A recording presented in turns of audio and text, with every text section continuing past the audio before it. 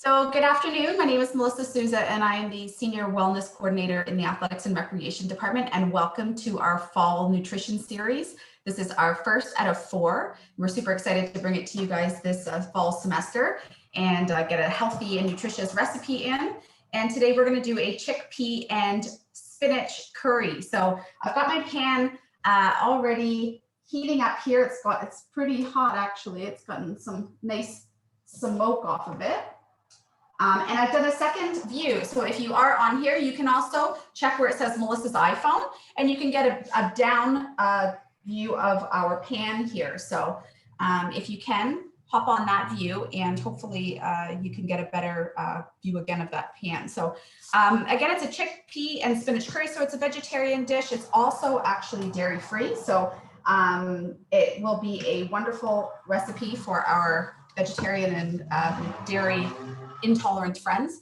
We're going to start off a wee bit of olive oil. I just put about a tablespoon because we are going to add in as we go with this recipe too. So we're going to start off with our onions. I've got 1 red onion already diced and chopped, ready to go. And I'm going to go ahead and add that into our nice and hot pan here. I would suggest when you're doing this to try to use a deeper dish pan if you have, because it is a one-stop shop recipe in regards to the utensils used, or the pots and pans. We're going to do a dump all. So you're going to dump all right into here. So I use my cast iron pan because you can get more into this, and then it doesn't get as messy as well. So, and I find that for these types of recipes in the fall, when you're doing like soups and stews and things like that, my cast iron pan is always my go-to kitchen gadget, if you will. So start off with that 1 cup of onion, and you kind of let it saute down. And it is diced, but because this is our first thing that you're adding into this recipe, it does kind of break down. So you don't have to go too crazy with the dicing of those, of that red onion. But we will add our garlic and our ginger at this point. So I've already diced up my garlic. Garlic's really up to you. If you're not a big garlic fan, I would only put 1 to 2 garlic cloves chopped, but I've put in 3 and they were pretty big.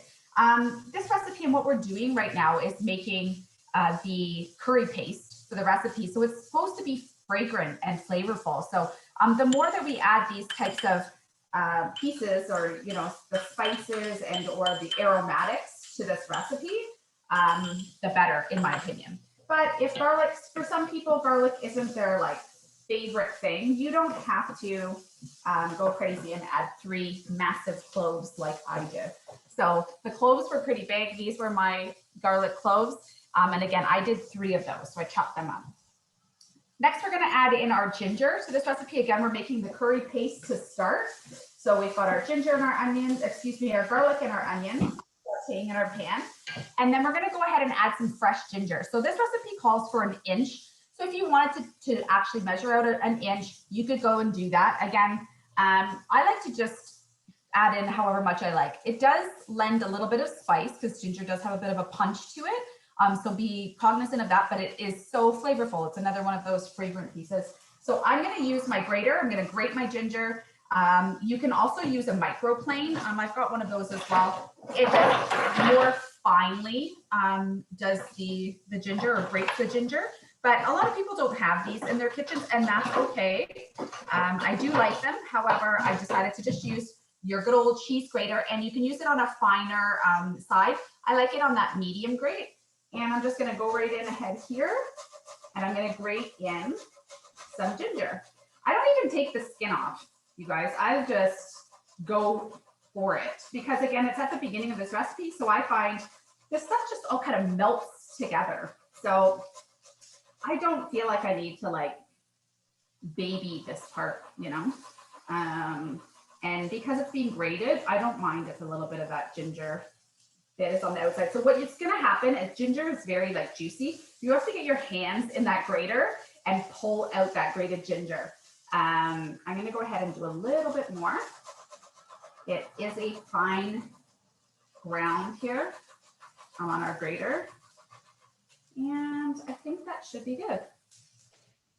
This is one of those recipes that the smell, like wait till we get to the spices, it is so fragrant and lovely. Ginger and your garlic. You want to keep it moving so that nothing sticks to the bottom there. And again, at the end, because it is grated and fine, if we wanted to add a bit of ginger at the end, that's totally fine too. That's another great space for us to be able to do that. I'm going to turn this down just a wee bit. So we've got our ginger and our garlic in there, and we're going to go ahead and add our tomatoes. So I've already roughly chopped 2 whole tomatoes in here. So I'm going to go ahead and throw those right in. Our pan needed a little bit of juice to kind of lift off of the bottom of the pan that the nice caramelized bits of garlic at this point and onions. So you can imagine the smell. It's super yummy. And along with the tomatoes here, because this, tomatoes don't necessarily lend that fragrant piece. So what we rely on here is tomato paste to add that real punch of tomato flavor. So this recipe calls for 2 tablespoons.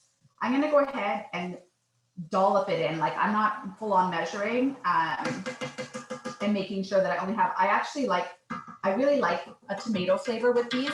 I think it makes me feel like it's more soup and stew type too. So added in my tomato paste there. Again, it is 2 tablespoons, and you can add in a little bit more or less, pretty much of everything. I mean, that's what cooking is about, right? Finding out what your preferences are and going for it. So, I mean, this isn't baking. Cooking, I find that you don't have to be so precise, right?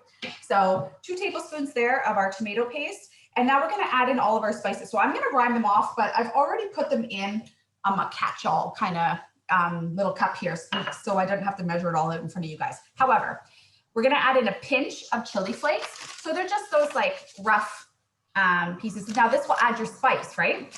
You can put more than a pinch. This is really where most of your spice is coming from, unless you do a hot curry powder when we get to the curry powder. But you could add a bit more than a pinch if you'd like. A tablespoon of curry powder, and again, they come in medium hot. So mine was just a medium. I like to add in my spice in other ways because I've got 2 kids at home and I'd like to add in my own spice. A lot of the times I use like a garlic chili sauce from the fridge too, to kind of drizzle on top of my own serving so that the girls don't get too much spice. So I still do that, add a pinch of a red pepper. I don't find the red pepper flakes, I don't find it takes over the dish, basically. It doesn't add too much spice, and because I don't use a spicy curry powder. So 1 tablespoon of curry powder, half a teaspoon of garam masala, which is an already mixed powder mix, right? So I found it here. It's just a blend of spices. So garam masala is a blend of spices you can find at the grocery store. I found that at No Frills. This recipe calls for half a teaspoon of salt. I'm a big add in the salt and pepper as you like. Start with what the recipe calls for, and then to taste. Add some if you'd like. I definitely added about probably a whole, like a teaspoon, excuse me, in full to this recipe. A 1/4 teaspoon of turmeric. It's that nice bright yellowy punch, and turmeric actually is lovely for and great for inflammation and other great things in the body. So turmeric's a great spice to add in here. And then you've got that half teaspoon of cumin. Ground cumin is another piece we added in, and that rounds out our spice blend. So we're going to go ahead now and add in all of our spices. And if you can see here, it starts to take on this very, I mean, we've added in our tomato paste, but it's very much a paste. The tomatoes are starting to break down. The flavors are all melding together. And now you're getting that spice, and you won't see the color of that curry and turmeric until we add our coconut milk. But isn't this, it's beautiful in color already, but wait till we add that coconut milk and you really do see those curry-like, what you think when you think of a curry, those colors. You'll get that once we add our milk in. So there, we can also add here a wee bit more of oil. Get ourselves some healthy fats. I'm using an olive oil here. If I had some avocado oil on hand, I probably would add that as well. Again, more so because they're just, you know, some of our more nutritious, I guess, if you want to say, not saturated fats. I mean, I wouldn't use vegetable oils. I try to keep those things limited. So I would definitely be using a olive oil here, or an avocado oil would be nice as well. So again, at this point, you can really see we're very much a paste. right? So we're nice, thick, lots of onion, tomato goodness all coming through. If you can see that, I hope you can see it on the other feed.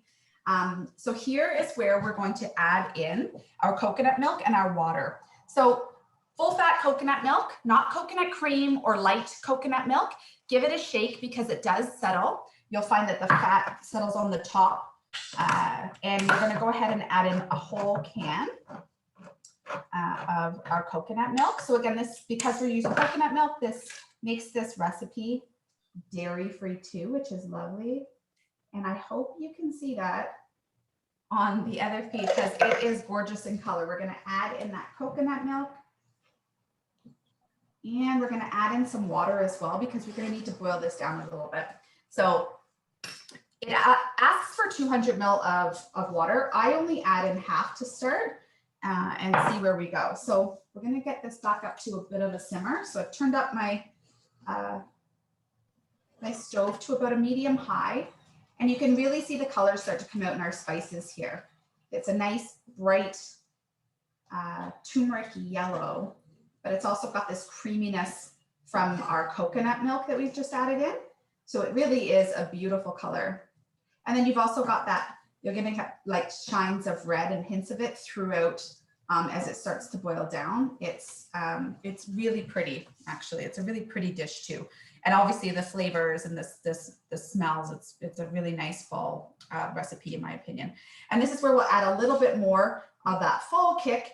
I've added butternut squash to this recipe. So butternut squash is it is a winter squash that they would call it. But to me, any kind of squash or like that type is like a fall vegetable to me. So I feel like spices and things like, or stews and things where you would add like, or where I would add the butternut squash. You can make those pureed butternut squash soups too that are really nice at this time of year, or with pumpkin. Actually, I think we're doing a pumpkin soup recipe, Thai pumpkin soup that's coming up in this series as well, which will be really nice.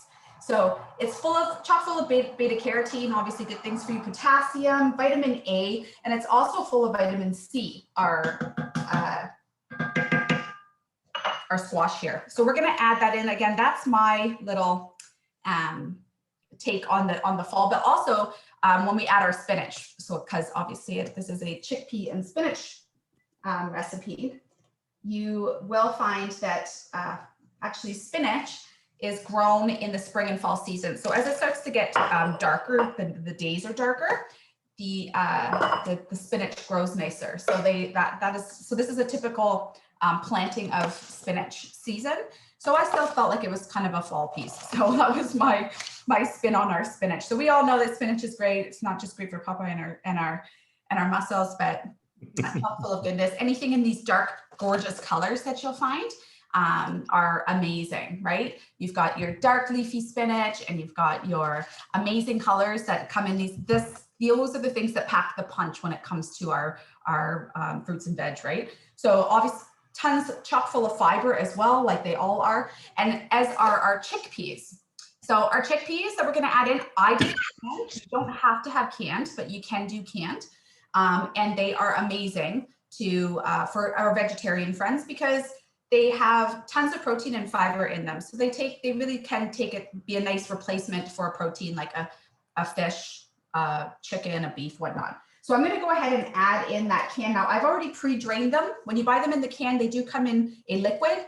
I just rinse them off. I actually just leave them in the can. Again, just another thing you don't have to clean. I just pour the water in, give it a shake with the lid on top and keep dumping it out until it's all drained off. So we've added in now our squash and our chickpeas, and we're just going to let it boil down a bit here.